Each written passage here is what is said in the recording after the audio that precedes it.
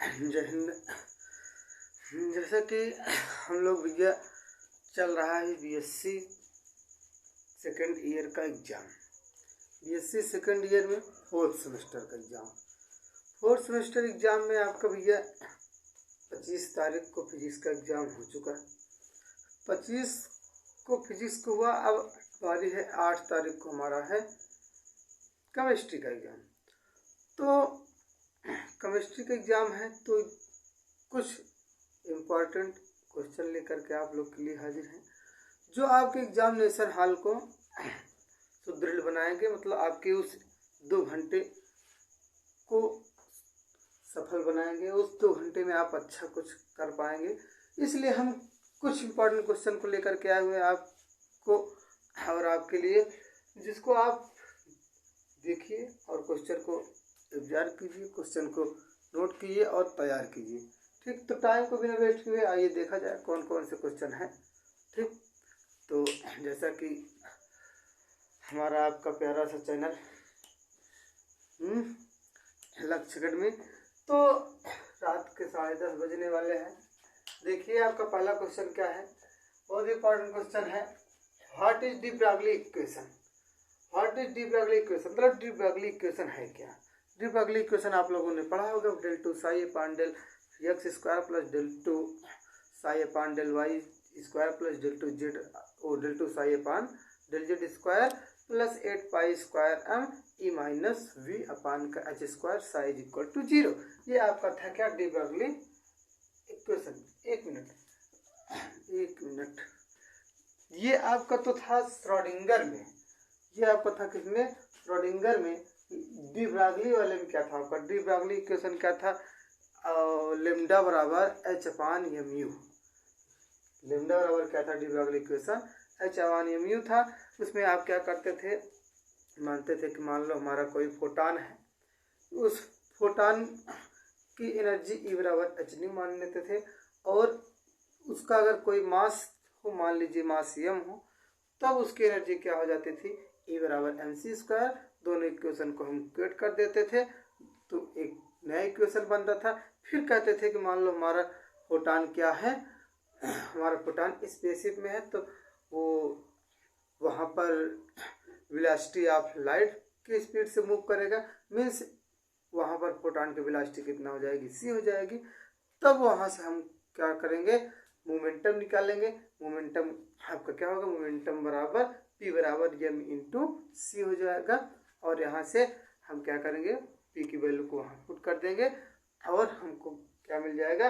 D Broglie equation lambda बराबर h upon m u मिल जाएगा। ठीक, ये आपका था क्या? इक्वेशन और डिराइव।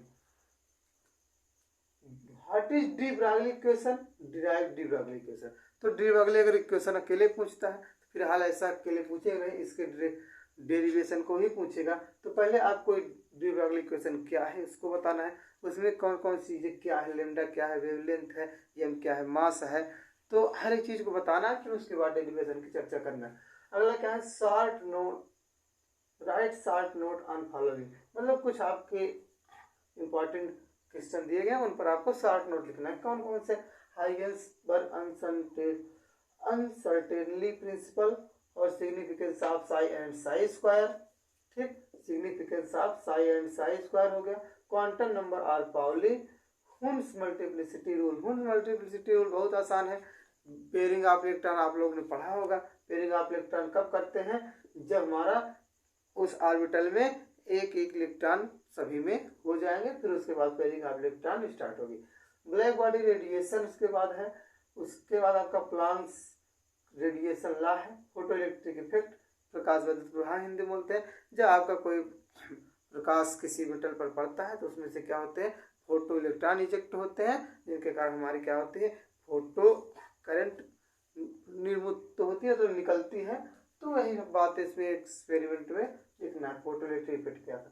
कॉम्पटन इफेक्ट में क्या करते हैं? कॉम्पटन इफेक्ट आपका होता है जैसे कोई प्रोटॉन जो हो और प्रोटॉन किसी इलेक्ट्रॉन पर जाकर के इंसिडेंट हो, तब वहां से आपका स्कैटरिंग और डिफ्रैक्शन की स्थिति बनती है। तो उन सब केस को इसमें हमको कॉम्पन इफेक्ट में बताना है। अगला क्वेश्चन क्या है, what is Schrodinger wave equation, ठीक, और डिराइव श्रोडिंगर वेव इक्वेशन। जो भी हमने गलती से पहले बोल दिया था, श्रोडिंगर वेव इक्वेशन क्या था, del two psi upon del x square plus del two psi upon del y square plus del two psi upon del z square plus 8 pi square e bracket में capital e minus b upon h square into psi बराबर 0 करके ऐसी equation था, ठीक। तो उसको आपको derivation करना है। फिर उसके बाद आपका चौथा क्वेश्चन क्या है, what is molecular orbital theory, MOT, जो बहुत फेमस है। एमओटी क्या करती है, आपका एमओटी का सीधा सा फंदा है कि किसी भी मॉलिक्यूल का इलेक्ट्रॉनिक कॉन्फ़िगरेशन सिखाते हैं आपको। उसमें कैसे करते थे आपका, जैसे sigma 1s sigma star 1s, इस प्रकार से आप लोग सीखे रहेंगे। और आगे बात करते हैं, हाँ, theory explain with suitable example, किसी एग्जांपल को भी आपको देना है। और अगला क्वेश्चन है आपका, describe energy level of rigid and non rigid rotor, ठीक। आपका इसमें डिस्क्राइब करना है, एनर्जी लेवल रोटर होता है, ठीक। ये आपका स्पेक्ट्रोस्कोपी का है, पढ़िएगा। आइसोटोपिक इफेक्ट पढ़ना है, कॉन्सेप्ट ऑफ पोलराइजेबिलिटी है, सिलेक्शन रूल है, सिलेक्शन रूल है। फिर उसके बाद हम बात करते हैं, आपका आ जाएंगे Raman spectra, Raman spectra of diatomic molecule, ठीक। उसके बाद सिलेक्शन रूल डबल बार हो गया, हाँ सिलेक्शन रूल डबल बार हो गया है, ठीक। इसको काट को रहने दो। What is Woodward Fisher rule, describe with suitable example, मतलब वुडवर्ड फिशर रूल क्या है इसको आपको बताना है और इसका सुटेबल एग्जांपल भी बताना है। बहुत इंपॉर्टेंट है, मोस्ट इंपॉर्टेंट है, बहुत बार पूछा गया है एग्जाम, ठीक। अगला क्या है, राइट शॉर्ट नोट, कुछ आपके इसमें भी दिए गए हैं पॉइंट जिस पर आपको शॉर्ट नोट लिखना है। क्रोमोफोर क्या है, बहुत इंपॉर्टेंट क्रोमोफोर है। ऑक्सोक्रोम क्या है, ये भी, ये सब कलर के बारे में बात करते हैं, ठीक। तो उसको आपको बताना है। Bathochromic and hypsochromic shift, bathochromic and hypsochromic shift, ठीक। हुक्स रूल से आप लोग पढ़े रहे होंगे, अगर याद हो, एरोमेटिसिटी वगैरह चेक करते हैं, ठीक। तो इसको पढ़िएगा।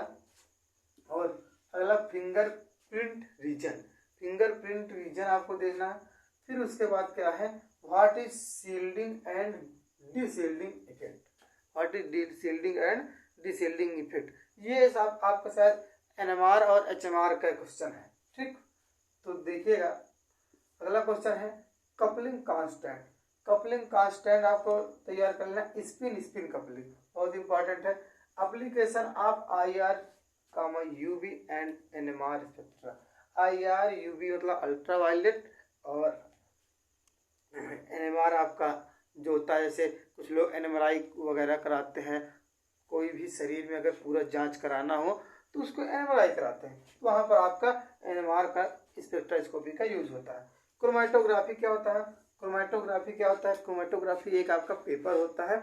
उस क्रोमेटोग्राफी में आप क्या करते हैं, जैसे वो आपका सामान्य पेपर से अलग होता है, कोई विलयन होता है, उस विलयन में जब हम क्रोमेटोग्राफी को डाल देते हैं तो आफ्टर सम टाइम के बाद क्या होता है, 2-4-5 घंटे के बाद विलयन का जो भी सोल्यूशन होता है वो क्रोमेटोग्राफी के काफ़ी ऊपर तक आ जाता है। कहने का मतलब इसमें कुछ केस नली जैसी कंडीशन पाई जाती है, तो वही था आपका क्या, क्रोमेटोग्राफी। इस प्रकार से आपके ये इंपॉर्टेंट क्वेश्चन थे, बहुत इंपॉर्टेंट क्वेश्चन थे, काफ़ी बार आए हुए। Significance of Sai Sai square बहुत इंपॉर्टेंट है, डी ब्रागली इंपॉर्टेंट है, ये है, और श्रोडिंगर वेव इक्वेशन, ये सब आप माने जान जितने भी क्वेश्चन है, आप इतने क्वेश्चन को तैयार कर लेते हैं, जान लो कि एग्जाम में आपको इससे अलावा क्वेश्चन कुछ भी मिलने वाला नहीं है, ठीक। तो आप इसका स्क्रीनशॉट लीजिए एक बार। हाँ, फिर उसके बाद हम आप लोग को, अब केमिस्ट्री का हो गया इंपॉर्टेंट क्वेश्चन, अब मैथ का, केमिस्ट्री का एग्जाम हो जाए, फिर उसके बाद मैथ के इंपॉर्टेंट क्वेश्चन की हम चर्चा करेंगे, ठीक। तब तक के लिए जुड़े रहिए, लक्ष्य अकेडमी के साथ सफलता अवश्य मिलेगी। जय हिंद।